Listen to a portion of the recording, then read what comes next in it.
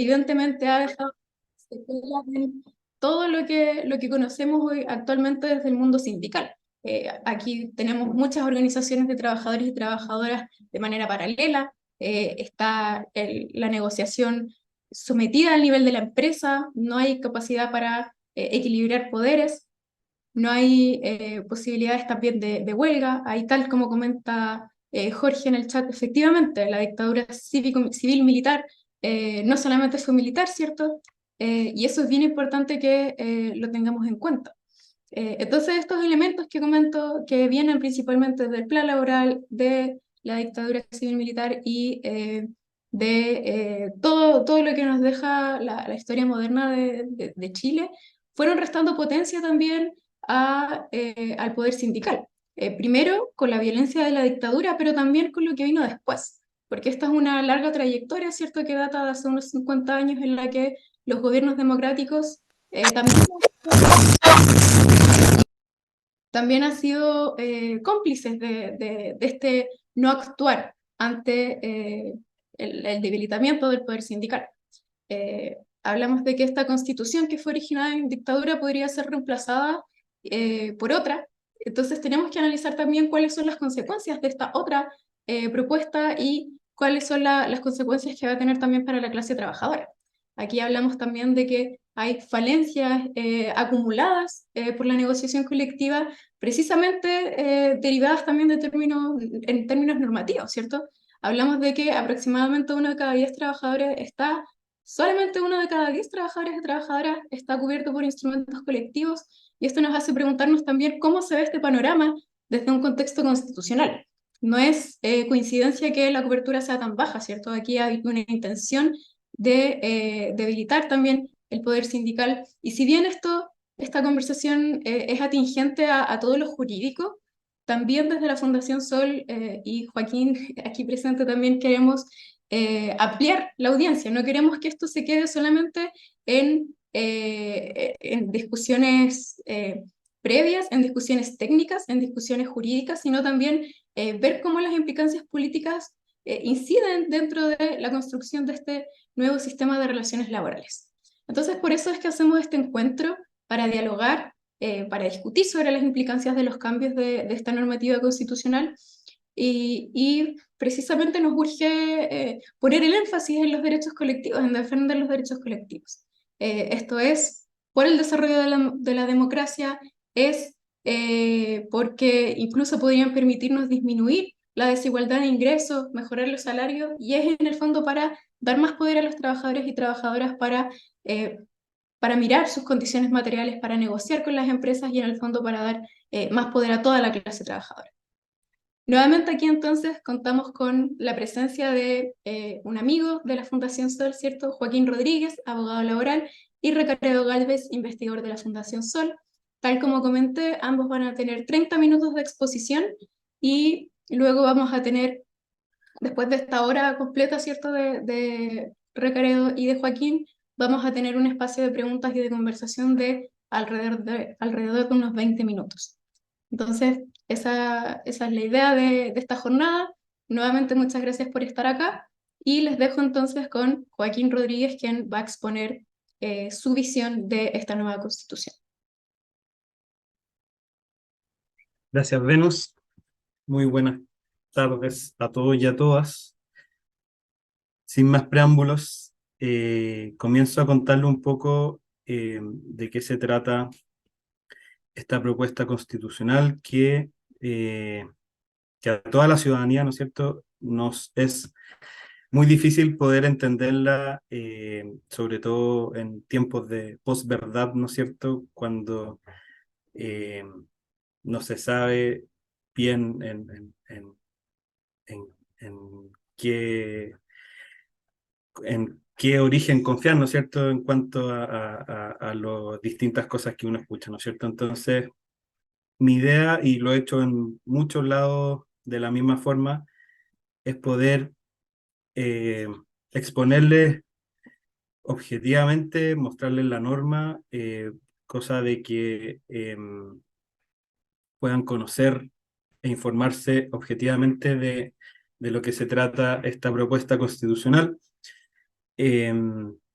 y poder también compartir esto con, no solamente con nuestras bases, con nuestros sindicatos, sino con los demás trabajadores y trabajadoras, con nuestros amigos, familia, ¿no es cierto? Porque es demasiado importante lo que está en juego como para poder dejarlo pasar, ¿no es cierto? Y esta semana finalmente es fundamental para el futuro no solo de nosotros, sino que de nuestros hijos y nietos también. Entonces, bueno, cualquier duda que quede de lo que diga, pueden escribirme, cualquier duda laboral también, pero respecto a lo que pueda quedar en el tintero, ¿no es cierto? No duden en contactarme también. La, está ahí. Puta, no se me... eh,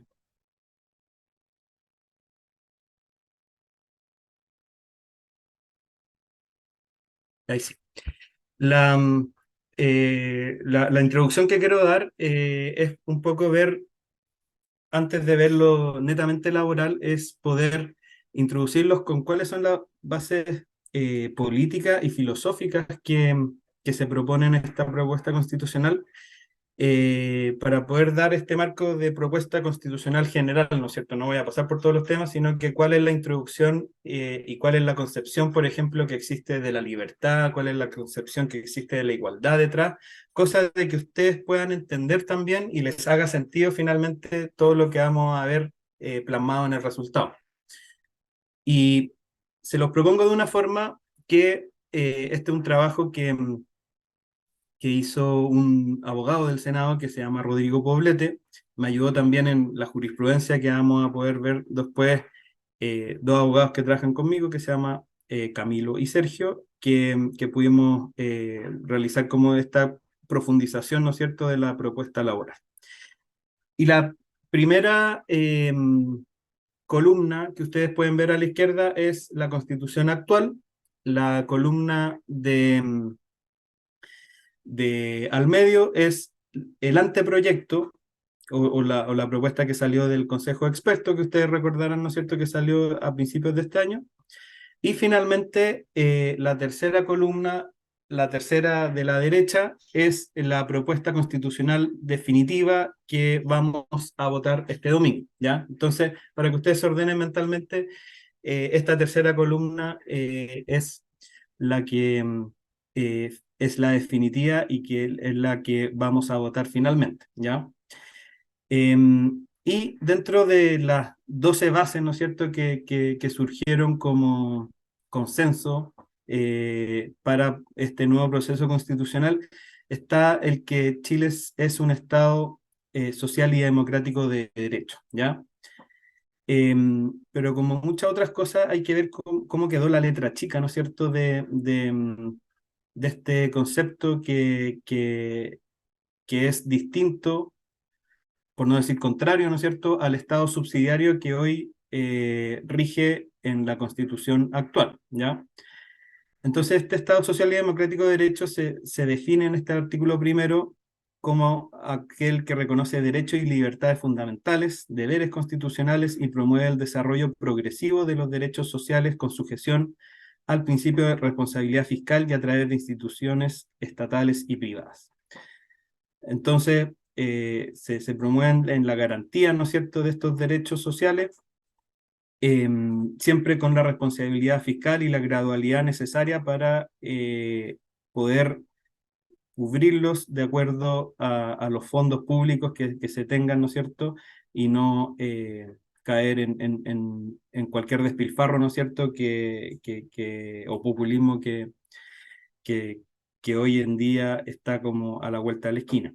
Entonces, esos son los principios que tienen que regir este Estado social y democrático de derecho, con la posibilidad, ¿no es cierto?, de instituciones estatales y privadas, ¿ya? Y podemos ir viendo que en la bajada, ¿no es cierto?, de este titular, ya se empiezan a ver ciertas diferencias y todo concepto, toda coma de más, toda palabra de más o de menos, es intencionado, ¿ya? O sea, se hace con una intención de poder cambiar el sentido, ¿no es cierto?, de una palabra. Ustedes bien saben también, quienes son dirigentes sindicales, que en un contrato colectivo, ¿no es cierto?, una coma de más o una coma de menos, ¿no es cierto?, puede cambiar todo el sentido de una cláusula, ¿no es cierto? Entonces, ahora pueden ver, por ejemplo, que en este Estado social y democrático de derecho se busca el desarrollo progresivo para lograr la plena efectividad de estos derechos. Esa columna al medio es lo que dice, lo que decía el anteproyecto, que fue la base de la propuesta definitiva, pero como pueden ver, luego a la derecha se borró esa plena efectividad de estos derechos, ¿ya? Y quedó como el desarrollo progresivo para lograr la efectividad de estos derechos, ¿ya? Lo cual, como bien sabrán, es muy distinto, ¿no es cierto?, de lo que puede significar la plena efectividad, o buscar por lo menos la plena efectividad. Y después, eh, yo les decía que vamos a ahondar en la concepción, ¿no es cierto?, política y filosófica de la libertad, de la igualdad, y acá podemos ver cuál es la diferencia de la base con que se trabajó, ¿no es cierto?, del anteproyecto y qué es lo que quedó definitivamente. Entonces se busca la remoción de obstáculos para asegurar condiciones efectivas de igualdad, y ese concepto de igualdad se cambió y se eliminó más bien, como pueden ver en la parte derecha, donde quedó solamente la remoción de obstáculos para asegurar la satisfacción de estos derechos, ¿ya? Entonces, pueden ver de cómo desde el principio ya empezó como a vislumbrarse que este Estado social y democrático de derechos se empezó como a eh, desnaturalizar, ¿no es cierto?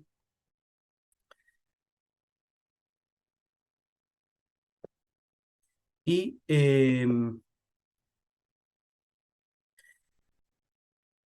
un párrafo muy importante que hablaba de la discriminación positiva, ¿ya?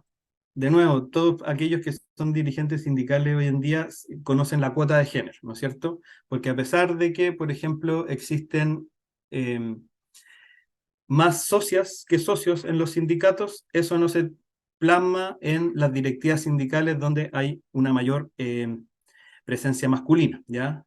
Tal como decía Venus en un principio, esto se trata de cómo distribuimos no solamente la riqueza de un país, sino de cómo distribuimos un poder, el poder, ¿no es cierto?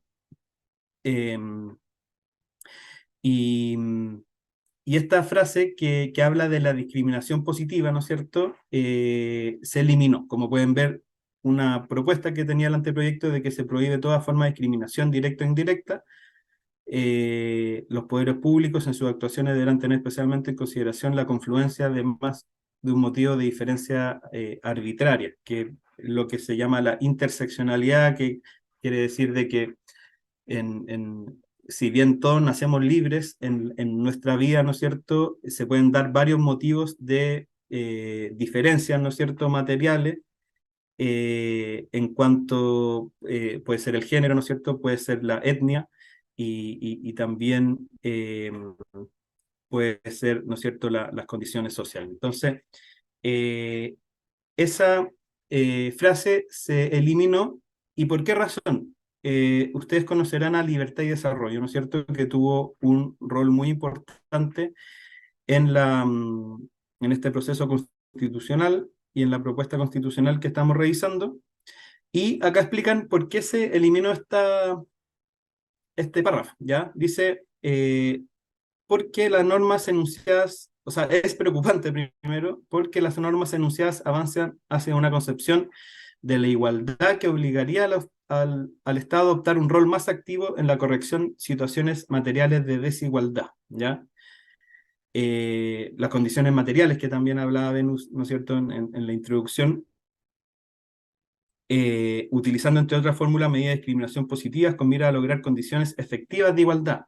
Acuérdense que esas condiciones efectivas de igualdad fue las que se también eliminaron en este párrafo.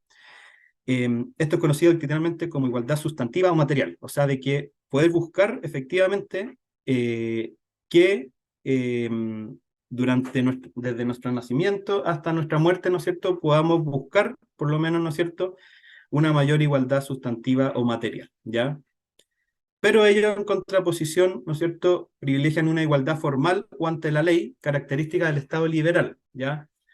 O el neoliberal, ¿no es cierto?, en cuanto nos quedamos en que todos nacimos libres, ¿no es cierto?, e iguales ante la ley, ¿no es cierto?, desde un principio, pero después lo que pasa en el camino, el Estado no tendrá un rol activo en eso, ¿ya?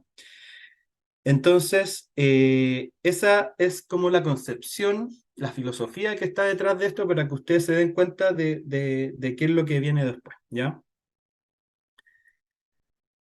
Después, a propósito de temas medioambientales, se eliminó el concepto de sostenibilidad y se cambió por el de sustentabilidad, ¿ya?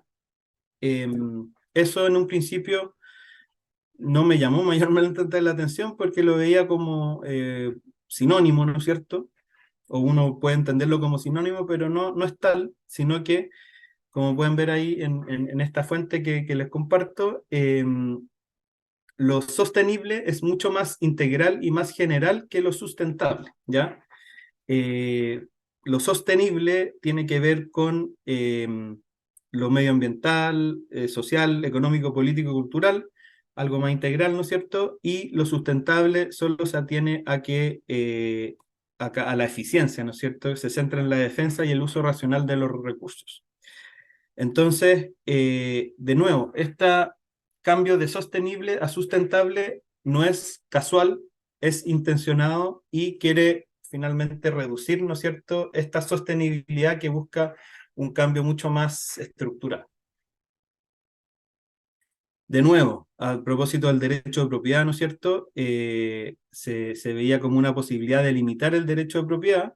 Como pueden ver, hay varias formas de limitar el derecho de propiedad, incluso en la Constitución actual, pero se había agregado, ¿no es cierto?, que el desarrollo sostenible, ¿no es cierto?, puede ser una razón de limitación del derecho de propiedad y eso se eliminó en la propuesta definitiva. ¿Por qué? Porque es demasiado amplio, demasiado estructural y abarca demasiadas cosas como para que pueda limitar el derecho de propiedad, ¿no es cierto? Lo medioambiental, lo social, económico, político y cultural.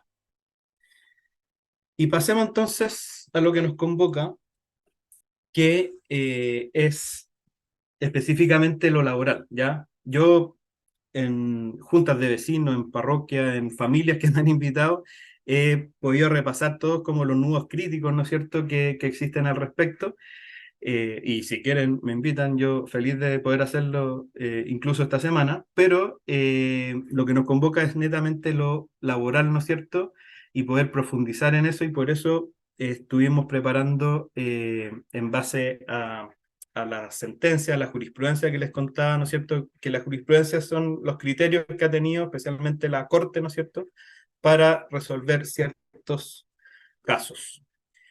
Entonces, podemos ver que hay algunas luces, ¿no es cierto?, que lo laboral, ¿no es cierto?, se prevé como algo como un poco más profundizado, ¿no es cierto? Se habla de la desconexión digital, ¿no es cierto?, sobre todo hoy en los tiempos de teletrabajo. Ahora, por ejemplo, estamos con ese medio, ¿no es cierto? Pero se agregó otras cosas que tienen que ver con la promoción de la conciliación de la vida personal, familiar y laboral en el ejercicio del derecho al trabajo decente, ¿ya? El concepto de trabajo decente, como ustedes saben, es un concepto acuñado por la OIT, específicamente promovido por un chileno llamado Juan Somavia, que fue director de la OIT, y que tiene que ver con un trabajo que sea seguro, sano y también bien compensado, ¿no es cierto? Y eso, sin duda, se puede ver como un avance, ¿no es cierto? Sin perjuicio de que igual es un concepto de, al estar en un tratado internacional como son los convenios de la OIT, igual se entienden partes de nuestro derecho. O sea, igual los tribunales, y lo han hecho, ¿no es cierto?, han aplicado el concepto de trabajo decente porque hay tratados ratificados por Chile que incorporan, ¿no es cierto?, el trabajo decente a nuestro derecho chileno.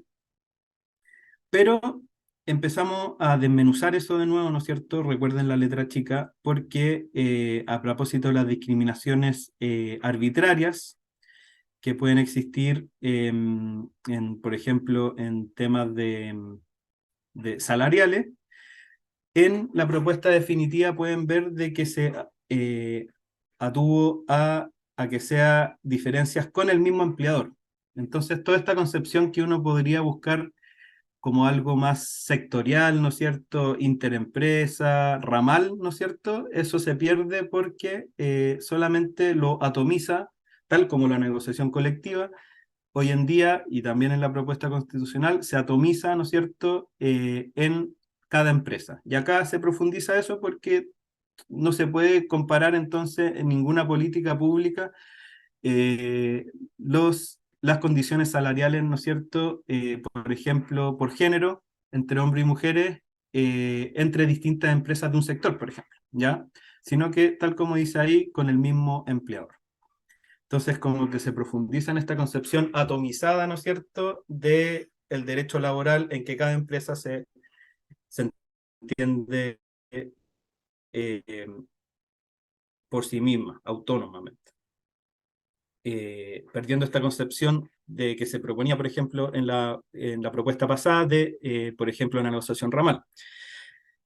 Y lo más grave y lo que quiero profundizar, ¿no es cierto?, en un retroceso en cuanto acá el número 27 se empieza muy bien porque habla de la libertad sindical, ¿ya? La libertad sindical, ustedes saben que tiene tres aristas, tres patas, en cuanto comprende el derecho de sindicalización, la negociación colectiva y el derecho a huelga, ¿ya?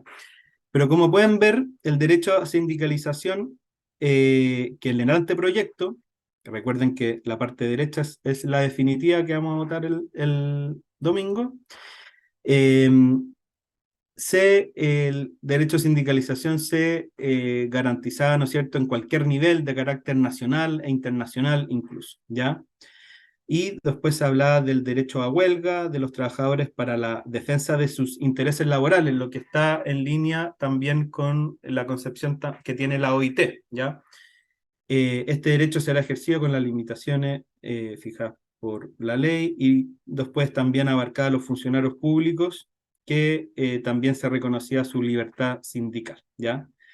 Todo eso se eliminó, ¿no es cierto? Y lo más preocupante y grave es que se limitó el derecho a huelga a que sea ejercido solamente dentro de la negociación colectiva. Ahora, por ejemplo, anda en una reunión con unos dirigentes sindicales y tienen un tema ahí salarial y todo, y me preguntan, oye, ¿podemos hacer después si una huelga de brazos caídos quizás? Yo le decía, depende de lo que pase el domingo, porque justamente esta norma eh, eh, eh, ese impacto tiene, sea dentro de la negociación colectiva, ¿ya? Y esto, y lo digo claramente y responsablemente, es un retroceso porque la jurisprudencia ya venía entendiendo la, eh, el derecho a huelga como algo que puede ser tanto manifestado dentro eh, de la negociación colectiva como también fuera de la negociación colectiva en cuanto tenga relación, como decía el anteproyecto, ya no, ¿no es cierto? En cuanto tenga relación con sus intereses laborales, ¿ya? Igual tiene un cierto tinte conservador, ¿no es cierto?, en que se atenga a los intereses laborales porque existen, no sé, por las huelgas políticas o de solidaridad, ¿no es cierto?, que podrían considerarse fuera de los intereses laborales, ¿ya? Pero aún así se limitó aún más y el derecho a huelga solamente se limita a la negociación colectiva. Quedó abierto a que pueda ser negociación colectiva arreglada o no arreglada, ¿no es cierto? Pero de todas formas, ¿no es cierto? Eso va a pasar cada 2 o 3 años, ¿no es cierto? Entonces, tal como pueden ver, la norma acá quedó que se garantiza la libertad sindical en cuanto comprende el derecho a la sindicalización y a la huelga ejercida dentro del marco de la negociación colectiva, ¿ya? Y esto, mi conclusión es que es un retroceso en lo que se venía entendiendo por la jurisprudencia en cuanto es un, eh, son los criterios, ¿no es cierto?, que ha ido teniendo las cortes especialmente para resolver ciertos temas laborales en este caso. Entonces, tenemos antecedentes desde el año 87 en cuanto había un sindicato en Rancagua que se le quería disolver por incumplimiento grave, ¿no es cierto?, de la ley, y en ese caso la Corte estimó que no era grave finalmente haber hecho manifestado la huelga, ¿no es cierto?, fuera de la negociación colectiva. Plena dictadura aún. Pero llegamos a algo que los más viejitos recordarán o recordaremos, en cuanto existió un periodo bien particular de la Corte Suprema en que fue especialmente restrictivo respecto al derecho laboral. Y ca- cate- calificaba a la huelga como un desenlace indeseable del proceso de negociación colectiva, debiendo delimitarse su aplicación atendidas las perniciosas consecuencias que trae consigo al comprometer el desarrollo económico del país, ¿ya? Eso se decía, por ejemplo, en este fallo, esta sentencia del 2008, y que se encuentra esto dentro de este periodo de la Corte Suprema, ¿no es cierto?, durante 8 años, ¿no es cierto?, que tuvo una composición determinada, ¿no es cierto?, que trajo mucho retroceso en su minuto, pero eso cambió. Eso cambió y en ese periodo, ¿no es cierto?, tenemos ciertas excepciones, por ejemplo, la Corte de Apelación de Rancagua, que reconoció, ¿no es cierto?, la, la huelga también como un derecho fundamental que podía ser reconocido fuera de la negociación colectiva. Pero esto cambió, y cambió desde el año 2014 con una renovación total de la cuarta sala de la Corte Suprema, y vean la diferencia, ¿no es cierto?, en la concepción del derecho a huelga que existe en ambos casos, porque ahora no dice que es como un resultado indeseable, ¿no es cierto?, que afecta al país, sino que su necesidad está íntima y directamente unida a la reivindicación de derechos que se consideran conculcados e indirectamente al bien común. Esto último, por cuanto el trabajo no solo es un derecho del ser humano, sino el medio a través del que se humaniza la realidad y se constituye en miembro activo de la comunidad, ¿ya?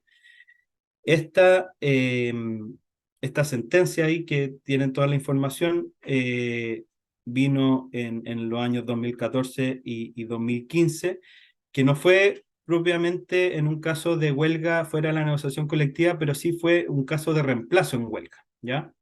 Un caso de reemplazo en huelga donde se estableció una práctica antisindical por el reemplazo de trabajadores huelguistas. Y luego, ya para ahí, todavía me queda un par de minutitos, vino lo que determinó las Cortes de Apelaciones, donde profundizó, y sigue profundizando, porque acá pongo 2014 y todavía no, sin perjuicio de ciertos reveses, ¿no es cierto? Todavía sigue con esta concepción, ¿no es cierto?, del derecho laboral, ¿no es cierto?, en base a derechos fundamentales, ¿no es cierto?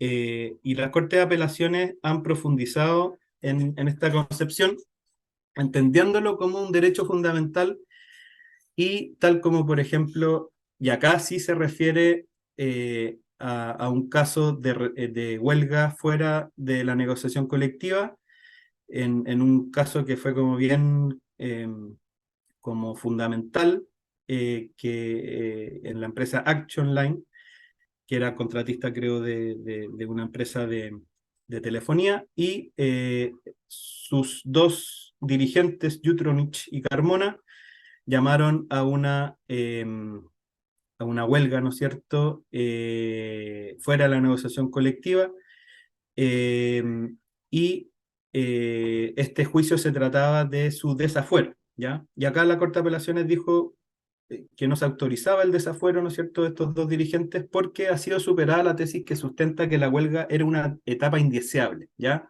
Acuérdense cuando hablábamos de que la Corte Suprema lo veía como un desenlace indeseable, ¿no es cierto?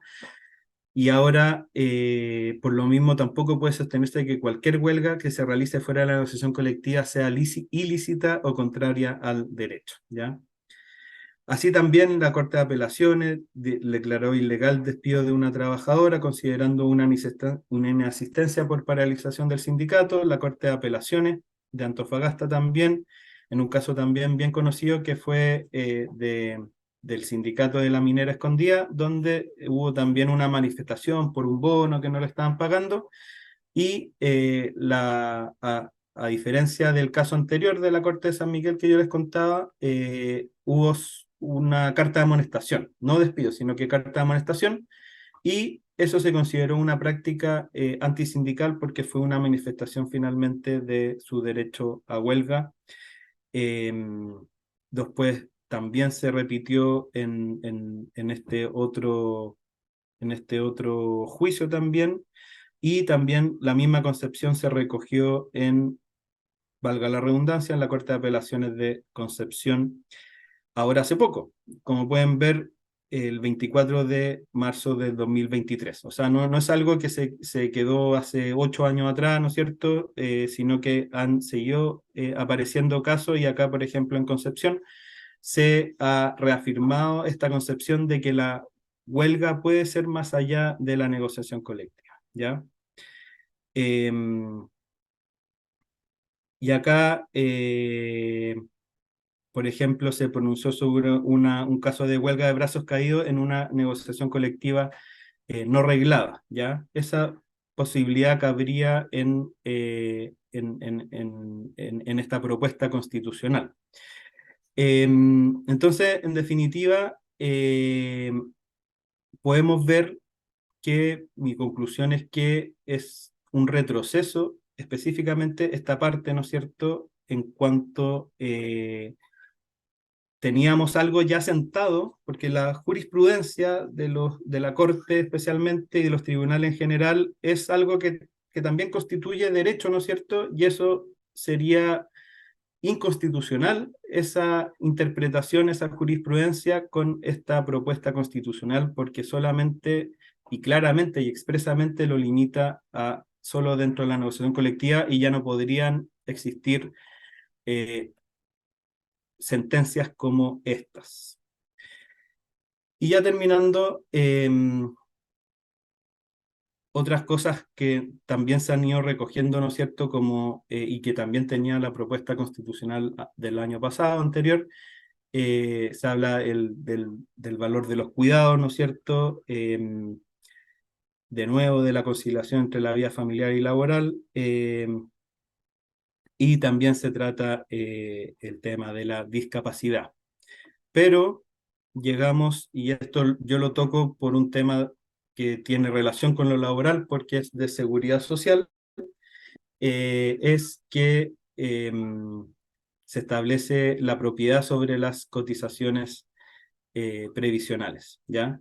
Y eso, tal como ustedes han podido conocer, ¿no es cierto?, en el debate, si se han metido un poco, se establece que en ningún caso los fondos individuales, ¿no es cierto?, podrán ser expropiados o apropiados por el Estado a través de mecanismo alguno, ¿ya? Y eso se puede interpretar como hoy en día, por ejemplo, que eh, se puede no, incluso fuera de los retiros de la AFP, en cualquier momento, por una pensión alimenticia se puede retener y apropiar por parte del tribunal, ¿no es cierto?, los fondos previsionales para pagar una pensión alimenticia. Y eso, la ley de pensión alimenticia o ley Papito Corazón, como se conoce, podría ser inconstitucional también porque el tribunal, al hacer esta acción de apropiación por parte del Estado, que es el tribunal, ¿no es cierto?, podría considerarse inconstitucional, ¿no es cierto?, por esta norma. Y así termino por ahora, ¿no es cierto? Porque, y este es mi último punto para terminar, porque la concepción del derecho a huelga como derecho fundamental se basa en dos tratados internacionales que tienen una importancia fundamental, ¿no es cierto?, que es el Convenio 87 de la OIT y también el Pacto de Derechos Económicos y Sociales, eh, y que la Constitución actual le da el mismo valor que la Constitución. O sea, la Constitución y los tratados internacionales se entiende que estos tratados ratificados por Chile tienen la misma aplicación que la Constitución. Pero en la propuesta constitucional, estos tratados internacionales tienen una relevancia menor porque, tal como pueden ver ahí, solamente se consideran las disposiciones referidas a derechos y libertades de los tratados de derechos humanos ratificados por Chile, ¿ya? O sea, eh, solamente se consideran, ¿no es cierto? Y no tienen esta igual jerarquía como se le da en la Constitución actual. Eso es, y por último termino con un caso de estudio, ¿no es cierto?, que es el caso de las mineras San José, que siempre se piensa que ellos no estaban en la negociación colectiva, ellos venían eh, avisando que la empresa, o sea, que la mina estaba crujiendo, ¿no es cierto?, y que se iba a pasar algo, y pasó lo que pasó, pero finalmente no tenían el derecho a paralizar su trabajo y con un derecho a huelga fuera de la negociación colectiva podrían haber recurrido a eso y más allá de que hoy en día existe el artículo 184 bis que permite que individualmente se pueda, ¿no es cierto?, paralizar el trabajo cuando estoy expuesto a condiciones inseguras, pero eso es solamente una facultad individual y no colectiva. Eso es. Muchas gracias y disculpen haberme pasado unos minutos. Muchas gracias, Joaquín. Joaquín Rodríguez, abogado laboralista, quien nos ha entregado su visión desde un punto de vista legal, ¿cierto?, respecto de los retrocesos que trae consigo esta propuesta para la nueva Constitución. Continuamos ahora en este taller, el trabajo en la nueva Constitución, análisis crítico del documento constitucional en materias de trabajo y organización sindical, con la presentación de Ricardo Gálvez, investigador de Fundación Sol, quien también nos va a dar una visión para nutrir la discusión que se viene después. Así que nos queda unos 25-30 minutos de presentación y hacia el final de la actividad vamos a estar ya sacando algunas reflexiones, así que les invito desde ya a que puedan estar muy atentas y atentos para dar esta conversación en conjunto. Adelante, Ricardo Álvarez.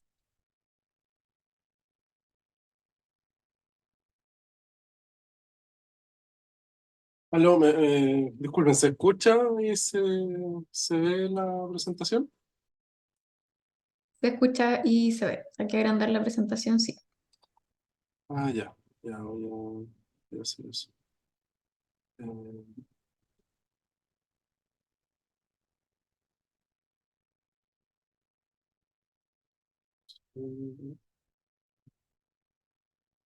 ya. Ahí, ¿me se ve Sí, bien? sí, ahí. Ya. Perfecto. Ya, bueno, primero que todo agradecerles a todas las personas que se han incorporado a esta jornada, que bueno, agradecer también la voluntad de Joaquín de querer estar, aceptar la invitación y preparar el material, también a quienes se han dado este tiempo. Voy a tratar de ser bien breve por si hay comentarios, preguntas, aprovechar el tiempo. Primero que todo, comentar que lo que les voy a presentar en gran medida forma parte de un trabajo colectivo que hemos hecho desde Fundación Sol, que tiene en sí el sentido de buscar colocar en la discusión los temas que hemos venido trabajando con más énfasis desde hace ya más de 16 años que tenemos como equipo de trabajo, que son temas vinculados con el empleo, con la seguridad social y con el trabajo principalmente. Por eso es que pensamos en poder compartir con ustedes este análisis a partir de lo que el texto de la nueva Constitución plantea. Comentarles que este trabajo colectivo lo hemos sistematizado en un estudio que está en nuestra página web, que les vamos a compartir el enlace para que ustedes puedan acceder. Esto contó con el apoyo y la iniciativa de la Confederación Nacional de Funcionarios y Funcionarias de la Salud Municipal, la Confusam, lo cual nos pone todavía más contentos y contentas porque es un trabajo que realizamos de investigación, pero que al mismo tiempo significó formación, talleres, espacios de conversación con Confusam y con sus dirigencias nacionales, y en gran medida eso fue nutriendo también la perspectiva de lo que vamos a ver a continuación, pero principalmente acá lo que vamos a revisar es más que todo la opinión también que tenemos como fundación, tratando obviamente no estamos representando de esta manera a la Confusam, solo que ustedes entiendan que ellos apoyaron este trabajo de investigación, dado que somos una organización autogestionada, ¿verdad? Y siempre estamos buscando cómo apoyar a las organizaciones sindicales. ¿Cómo partimos de este análisis? Desde nuestro punto de vista, es bastante importante poder comenzar desde una perspectiva que no aborde solamente el documento como tal, sino que pueda situar este documento en un contexto mucho más complejo, que es como la vida misma, por así decirlo, ¿verdad? Que tiene muchas más aristas. Y dentro de esa arista, una que forma parte de nuestro punto de inicio, por así decirlo, es la perspectiva de en qué nos encontramos en este momento, y a partir de lo que desde hace algunos años hemos venido reflexionando en Fundación Sol, nos encontramos en un momento de crisis estructural del capitalismo a nivel global. Es decir, hay una situación en la cual la hegemonía capitalista, establecida principalmente por un centro económico localizado o que podríamos identificar con las grandes potencias europeas y Estados Unidos, es algo que hoy día no, ha ido perdiendo fuerza, esa hegemonía, a la luz también de la emergencia de nuevas estructuras, nuevos componentes críticos, tanto en lo financiero como también en lo geopolítico.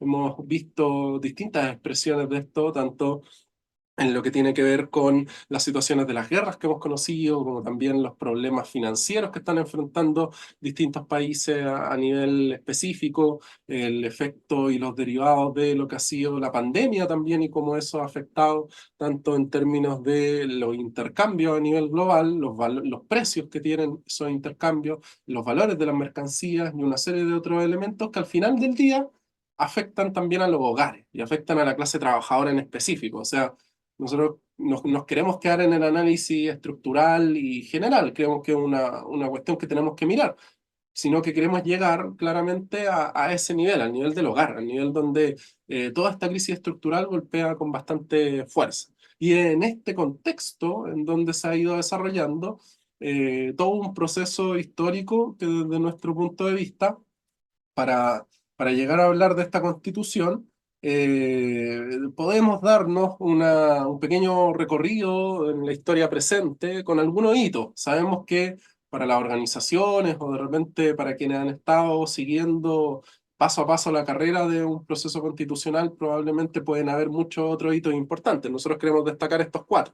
O sea, más de cuatro, pero estos 8 puntos que estamos colocando acá para destacar desde el 2005, por ejemplo, cuando se hacen reformas a la Constitución que hicieron de que durante todo este debate muchos hayan querido colocarle a la Constitución vigente el nombre de la Constitución de Lagos. Entonces se armó ahí todo un esquema respecto del sentido de esas reformas, que fueron reformas que en gran medida vinieron a sistematizar también discusiones que se habían estado dando durante el periodo de la transición. y que en gran medida tampoco reformaron desde nuestro punto de vista elementos estructurales que tienen que ver más que todo con el modelo económico y social de nuestro país.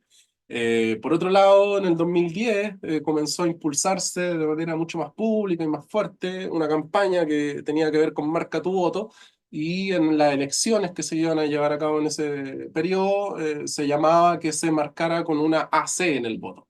Eso también ya mostraba cómo se habían permeado distintos movimientos de la sociedad civil, podemos decir, de distintos segmentos. Esto era algo más que participaban partidos políticos, impulsaban partidos políticos, pero también organizaciones que no estaban afiliadas a partidos políticos. Entonces había ahí en el marco de esta campaña una transversalidad, podríamos mencionar.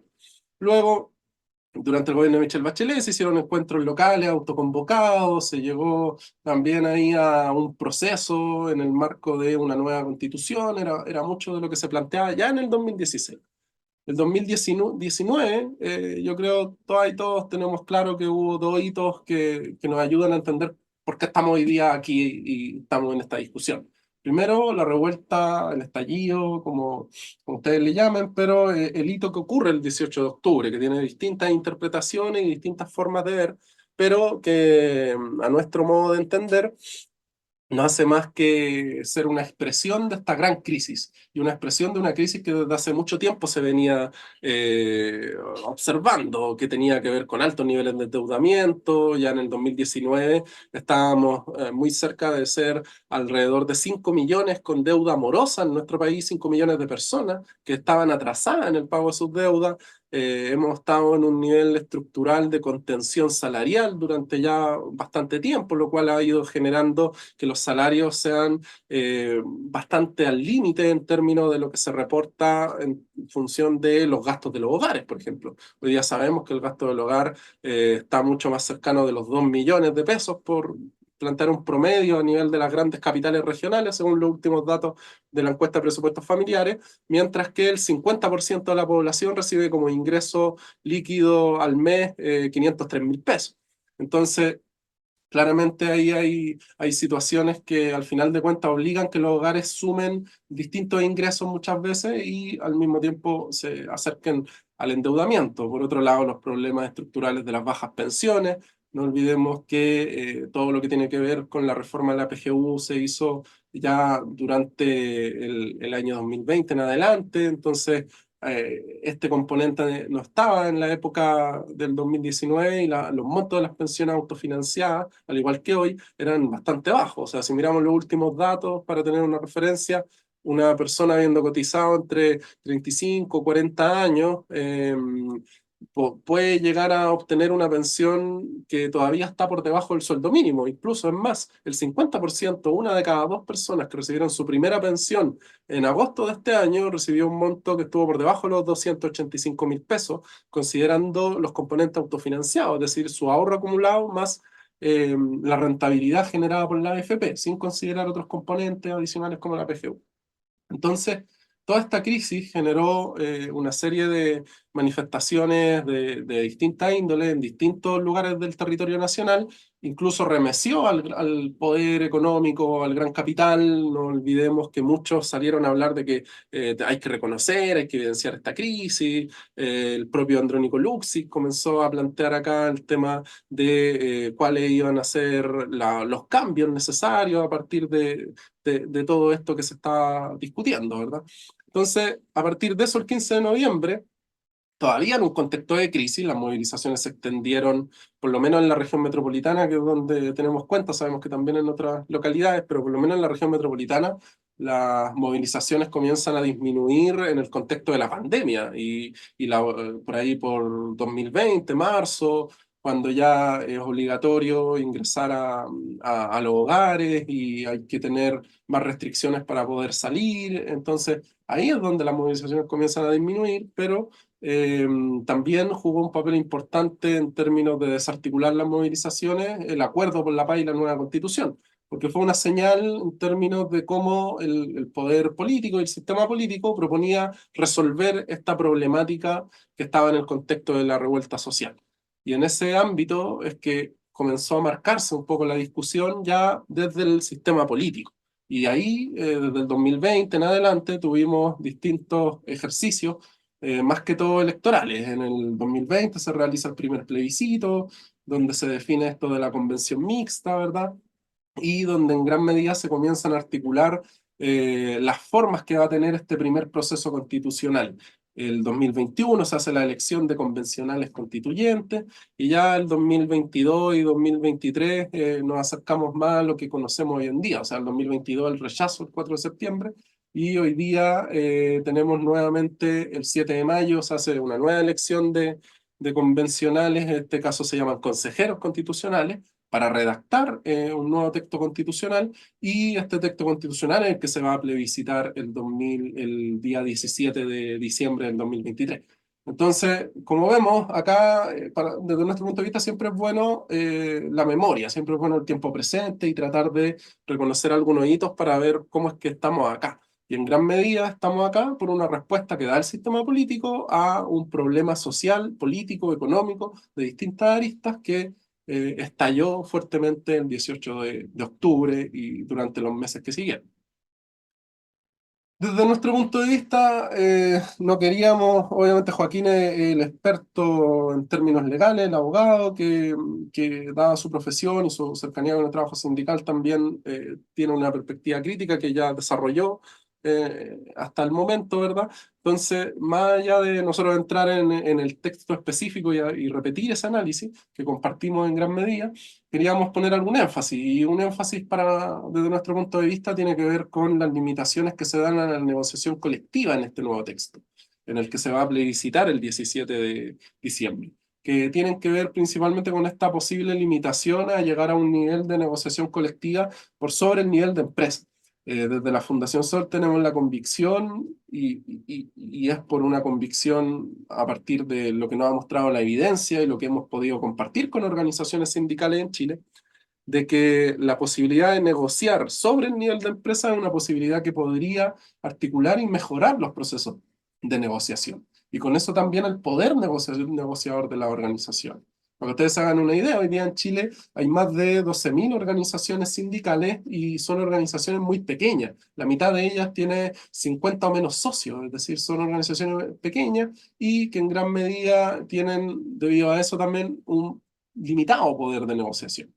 Entonces, ¿qué es lo que pasa en realidades donde la negociación colectiva tiene mayor cobertura? Aquí le acompañamos un gráfico que en el fondo lo que nos muestra es la cobertura de la negociación colectiva en el eje vertical y el coeficiente de Gini, que es una medida que permite comparar desigualdades. Este es un estudio que hace muchos años publicó la Fundación a partir de una indagación que hizo de esta información. En el fondo lo que nos muestra para poder interpretar es que a medida que los países estén ubicados más cerca de este 60, o más cerca donde está Chile, podríamos decir, los países son más desiguales, si lo miramos solo en términos de este eje horizontal. Pero mientras más abajo estén, quiere decir que también tienen menos cobertura de negociación colectiva, ¿ya? Y como ven, es la posición que ocupa Chile al momento de esta observación. Es una posición con bajo nivel de cobertura y alta desigualdad, ¿ya? En términos de los ingresos. Entonces, ¿qué pasa en países donde se reconoce que hay mayor cobertura, que están en una parte superior de esta gráfica, ¿verdad? Y están más lejos de Chile, que en el fondo el coeficiente de Gini, mientras más cercano al 100 en este caso, va a indicar que el país es más desigual, mientras más cercano al 0 va a indicar que el país es menos desigual. Entonces, en este caso, como vemos, Suecia, Dinamarca, Noruega, Italia, Uruguay, por ejemplo, que está en la parte superior, también, y podríamos asemejar, Argentina, son países de América Latina, ¿verdad?, que tienen más cobertura de negociación colectiva. El caso uruguayo es bastante emblemático y al mismo tiempo es menos desigual en este caso que Chile. Entonces, acá este estudio que lo invitamos a revisar, que está disponible en nuestra página web también, que trae más información de sindicatos, es un estudio que en cierta medida nos da un elemento para la discusión. No es que a partir solo de esta información nos basemos en por qué plantear que es importante la negociación colectiva ramal, que está limitada en esta nueva constitución que se va a plebiscitar, sino que elementos adicionales son la experiencia de cada uno de los países que se ha podido observar. Y dentro de esa experiencia, muchas veces cuando se articula la negociación colectiva por un nivel sobre empresa, se van generando otros elementos relevantes para la organización sindical. Es decir, se van generando comisiones para la acción de los delegados, se va generando mayor articulación a nivel de las distintas empresas que se pueden encontrar en un sector económico, y al mismo tiempo se va preparando de manera mucho más robusta y mucho más clara la relación que tiene la negociación colectiva con la calidad de vida de las y los trabajadores. Entonces, hay un esfuerzo que realizan las organizaciones en este proceso, que es un esfuerzo orgánico, un esfuerzo de dotarse de una serie de elementos organizativos, una serie de elementos de política sindical que les van permitiendo tener mayor fuerza y no tener una separación entre el nivel, o una separación que se da más allá de todo en lo hecho, entre el nivel de la rama y la empresa, pero al mismo tiempo tener los vasos comunicantes necesarios entre el nivel sectorial y el nivel de empresa para poder desarrollar mejores negociaciones y al mismo tiempo tener una visión más nítida de lo que ocurre en el sector económico.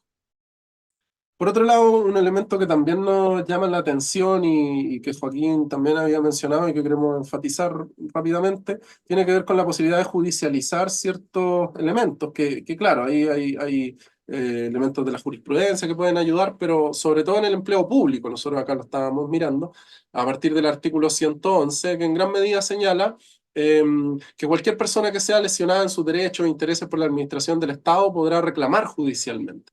Esto queda así de amplio. ¿Ya? Entonces, claro, podría significar que en una movilización local, donde dentro de todo, trabajadores y trabajadoras siempre van buscando cómo tener turno ético en el sector público, en gran medida una persona podría considerar que va a buscar ejercer una acción, ¿verdad? Frente a la administración, y esto podría llegar incluso a afectar a las organizaciones. Podría ser de que, más allá de todo, vaya generando una manera de limitar la acción colectiva de las organizaciones. Esto, por lo menos desde nuestro punto de vista. Otro elemento que también queremos resaltar en el ámbito del trabajo, ¿verdad? Y como lo decía Joaquín, ahí entra la seguridad social, entran distintos aspectos, tiene que ver con un material que desde nuestro análisis habíamos preparado en función de esto, de la constitucionalización, que se ha hablado, de la constitucionalización de la AFP, la constitucionalización de la ISAPRE.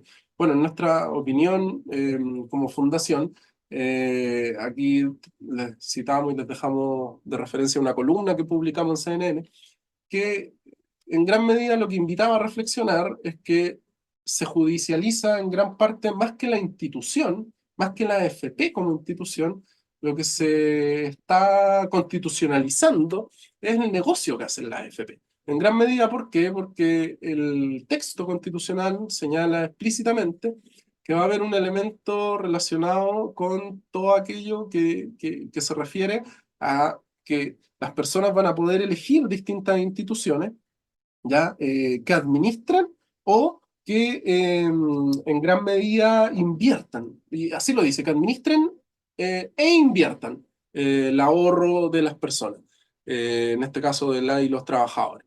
Entonces, ¿qué es lo que pasa ahí? Que claro, el día de mañana se podría plantear que ya no van a haber AFP, por ejemplo, podrían cambiar de nombre, ser otras instituciones, pero que sigan administrando cuentas individuales, incluso que sean instituciones estatales, también podría ser, pero que administren cuentas individuales y que inviertan esas cuentas individuales. Ese es lo que está en el centro del sistema de AFP. O sea, al final de cuentas, el sistema de AFP, para lo que nosotros también hemos evidenciado con distintos estudios desde la Fundación, ha sido un gran aporte para el gran capital en términos de ser una especie de capital fresco para las inversiones. ¿Ya? Hoy día el fondo total de AFP supera el 56% en términos equivalentes del Producto Interno Bruto de nuestro país. O sea, un fondo enorme, un capital muy importante, pero está distribuido, en lugar de pagar pensiones, está distribuido en inversiones en distintas empresas, en bonos de empresas, en acciones de empresas, incluso en la banca privada, incluso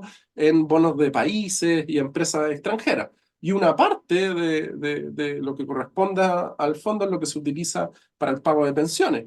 Incluso si hoy día nosotros miramos todos los pagos, todo lo que corresponde a pago de pensiones, tanto en términos de lo que paga el Estado, lo que corresponde a los pagos de AFP, lo que corresponde a pensiones de distintas fuentes, prácticamente de cada 10 pesos que se pagan en pensiones, 8 lo está poniendo el Estado en distintas modalidades, tanto considerando las pensiones de las Fuerzas Armadas, como considerando las pensiones que se tienen que pagar por distintos motivos por parte del Estado, y al mismo tiempo también lo que tiene que ver con la pensión garantizada universal.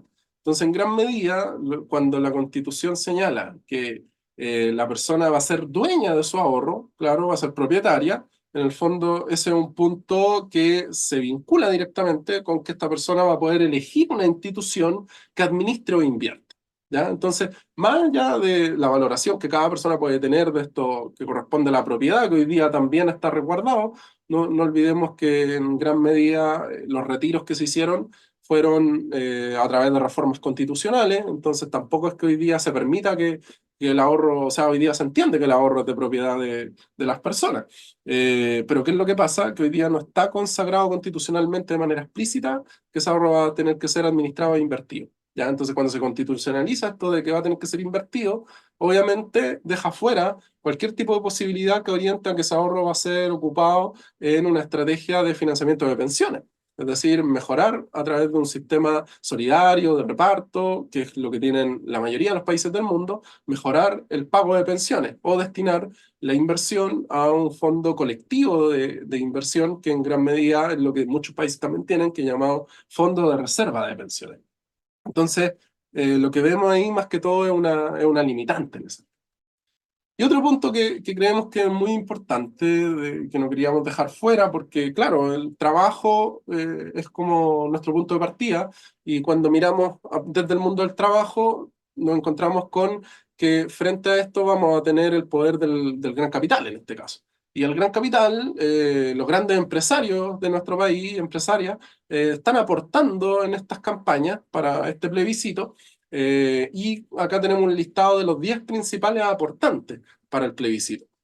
Y como ven ustedes hasta el momento, si tomamos a los 10 principales aportantes, todas esas personas, que son los que aportan más dinero hasta el momento de manera individual, como personas naturales, esto es todo legal, eso también es importante entenderlo, esto no es que acá estemos develando algo que tiene relación con una ilegalidad, sino que estamos tratando de demostrar para el análisis que las ideas que están plasmadas en el texto son ideas afines al gran empresariado. Por algo el gran empresariado quiere financiar a los partidos que defienden y van por el a favor, ¿ya?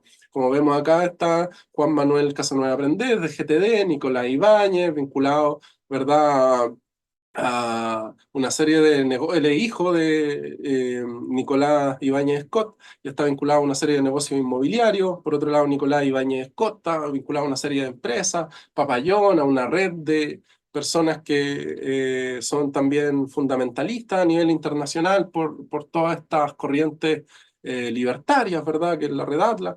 Entonces, en gran medida, estos principales aportantes, estos 10 que más están colocando, son personas que están involucradas con el nivel empresarial a gran escala, grandes empresarios, y sus aportes están para financiar la idea de quienes están por el a favor en esta nueva constitución, ¿ya? Incluso si miramos la distribución general por partido, lo que observamos es que la UDI, por ejemplo, y Republicano son los partidos que hasta ahora han recibido el mayor financiamiento. La UDI más de 800 millones, Republicano más de 750 millones.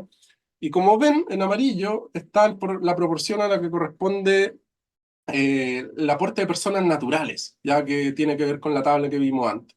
Entonces también son la UDI y el Partido Republicano los que han recibido la mayor cantidad de aporte. Por otro lado, paradójicamente estos partidos que generalmente tienen una posición respecto del Estado que no es del todo favorable, tenemos a RN, ¿verdad?, que es uno de los que recibe el mayor aporte fiscal. Ya, bueno, esto también es todo legal, esto también está dentro de los marcos que ha establecido el CERVEL, pero es interesante ver cómo el aporte fiscal para los principales, los partidos que están en la parte superior de la tabla, es también un componente relevante. ¿ya? Y esto se relaciona también con los procesos electorales en los que han participado estos partidos anteriormente. Pero lo que queríamos destacar es cómo se concentra el aporte de personas naturales en este proceso en estos dos partidos, que es la UDI y Partido Republicano. Entender que en un contexto de crisis, cuando ya hemos, como vimos en las primeras diapositivas, desarrollado una serie de procesos constitucionales, procesos electorales, ¿verdad? Muchas personas han ido aportando, también personas naturales, pero al gran empresariado al que le sigue quedando probablemente el financiamiento va a seguir apoyando esto. También hay que decirlo, hay muchos aportes menores que forman parte de estos aportes de personas naturales, pero en términos de monto, lo más significativo es lo que corresponde a lo que han aportado desde el gran empresariado en términos unitarios, son los que hacen los mayores aportes individuales. ¿Ya? Por otro lado, también vemos que evolución política tiene un poco de aporte de personas naturales, pero el resto de los partidos es prácticamente nulo. Muy pequeño en el caso del Partido Socialista, Convergencia Social combina parte del aporte fiscal con aporte que hace el propio partido en este caso, y así como vemos ya mucho más marginales los aportes al final de la tabla, con Amarillos por Chile, Partido Humanista, Acción Humanista y Demócrata por Chile. Entonces, en síntesis, en todo este proceso, más allá de lo que se defina el 17 de octubre, consideramos que muchas de estas cosas son el elemento de la crisis global, el elemento de que el empresariado va a buscar seguir financiando sus ideas, lo que tiene que ver con las limitaciones en la negociación colectiva, o sea, son cosas que van a perdurar, independiente de que ganen en contra o ganen a favor, probablemente van a ser más complejas todavía, pero aún así con que lo que resulte sea que gana la posición de en contra, estamos en un pie que es conflictivo del todo y que no es el mejor pie para el desarrollo de la vida y el bienestar de la clase trabajadora, que es lo que nosotros creemos y nosotras en la Fundación que debiese estar en el centro. Eso, muchas gracias. Muchas gracias, Recaredo. Extendemos nuevamente el agradecimiento a Joaquín, que nos acompaña en esta oportunidad, y ya nos pasamos un poco en el tiempo, ¿cierto?